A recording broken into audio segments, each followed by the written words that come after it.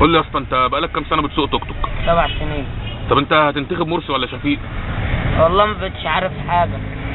ناس تقول لي شويه يقول لك انتخب احمد مرسي. احمد شفيق. احمد شفيق. شويه يقول لك انتخب محمد مرسي. نفس هي الناس هي. تمام. ما بقتش عارف حاجه. حتى امي راحت تنتخب محمد مرسي قالت لي لا انتخب احمد شفيق. نفس الناس برضك اللي بتنتخب دي عايزه تنتخب ده، فانا مش عارف والله. انا الدنيا جننتني يعني. طب انت ليه شايف الناس مش قادره تثبت لها على موقف؟